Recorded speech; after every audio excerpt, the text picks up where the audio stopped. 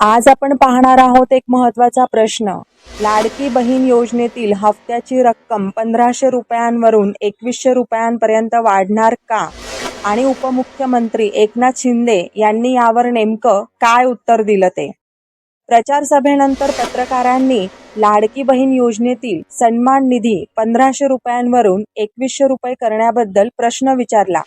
एकनाथ शिंदे म्हणाले, ज्या घोषणा आम्ही आमच्या वचननाम्यात केल्या आहेत त्या योग्य वेळी देणार आहोत. आम्ही 100% पाळणार. लाडकी बहीण योजना कधीही बंद होणार नाही. विरोधकांनी कितीही अफवा पसरवल्या तरी वचननाम्यातले वचन आम्ही पूर्ण करू. एकनाथ शिंदे यांनी सांगितलं की सध्या सरकार लाडकी बहीण योजनेची रक्कम वाढवण्याचा निर्णय योग्य वेळी घेणार आहे. योजनेला सत्ताधारी गटने भरोसा दिला आहे आणि त्यांनी शब्द पाळण्याची हमी देखील दिली आहे. बऱ्याच महिलांना योजना वाढवण्याची अपेक्षा आहे.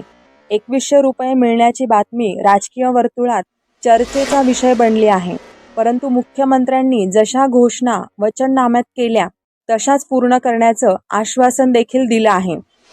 एकनाथ शिंदे यांनी स्पष्ट सांगितलं की लाडकी बहीण योजना कधीही बंद होणार नाही आणि जे बोललं आहे ते योग्य वेळी केलं जाईल. सध्या लाडकी बहीण योजनेअंतर्गत महिलांना दरमहा 1500 रुपये मिळतात. म्हणजेच 1500 गुणिले 12 महिने 18,000 रुपये वर्षाला मिळतात.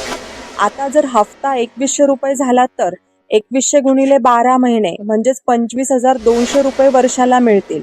म्हणजेच वर्षाला तब्बल 7,200 रुपयांची वाढ झाली आहे. हा फरक तुमच्या कुटुंबाच्या बजेटमध्ये किती मदत करू शकतो हे नक्कीच महत्त्वाचं आहे.